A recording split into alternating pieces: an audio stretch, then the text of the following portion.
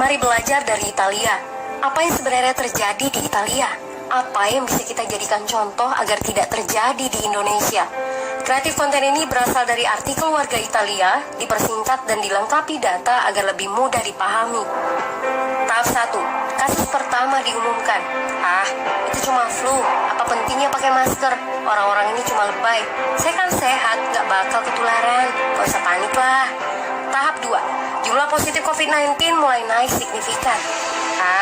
Cuma beberapa yang kena. Yang meninggal pun hanya orang-orang tua saja yang emang udah punya penyakit. Hidup seperti biasa aja lah. Pacaran, nongkrong bareng temen, jalan-jalan ke mall, tetep lanjut. Tahap ketiga, jumlah kasus meningkat dengan cepat, berlipat ganda dalam 1 hari. Tingkat kematian pun bertambah. 7 Maret, lebih dari 5.000 kasus positif COVID-19. Zona merah diberlakukan di Italia. Wilayah yang dikarantina hampir 25% dari luas Italia. Sekolah dan universitas tutup, tapi tempat kerja, bar, dan restoran masih buka. Sementara itu, 75% wilayah lain masih menganggap enteng COVID-19. Anjuran mencuci tangan ada di mana-mana, tapi sekadar anjuran dan tak banyak yang melakukan. Tahap 4. Jumlah kasus meningkat pesat. Sekolah dan universitas ditutup selama sebulan. Darurat nasional pun diberlakukan. Rumah sakit menambah kapasitas, seluruh kamar dibersihkan untuk memberi ruang bagi pasien COVID-19.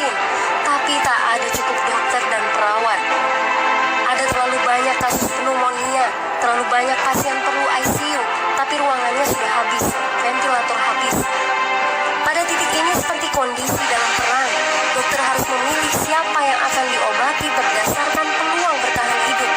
Itu berarti pasien lanjut usia dan punya penyakit bawaan seperti hipertensi, diabetes, stroke tidak masuk prioritas karena tidak ada lagi ruang. Sistem layanan kesehatan seketika runtuh. Tahap 5. 9 Maret mencapai lebih dari 9.000 kasus. Seluruh kota Italia lockdown.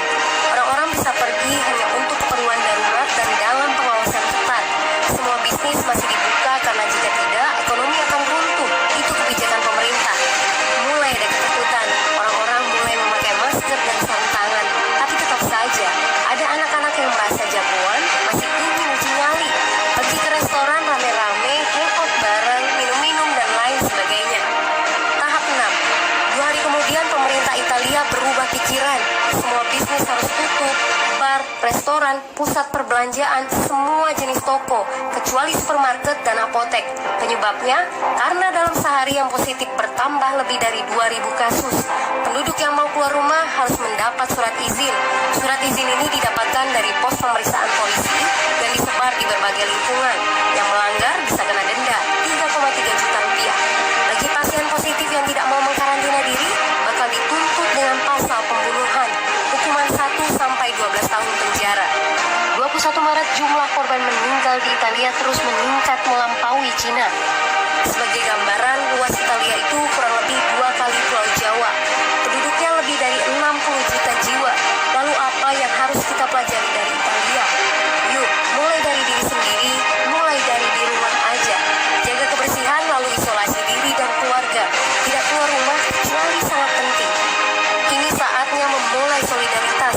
Yang mampu harus mulai membantu yang tidak mampu. Ini adalah bentuk usaha dan doa kita semua. Semoga badai corona ini segera berlalu. Mari memulai kekompakan dengan membagikan informasi ini. Di rumah aja, mari belajar dari Italia.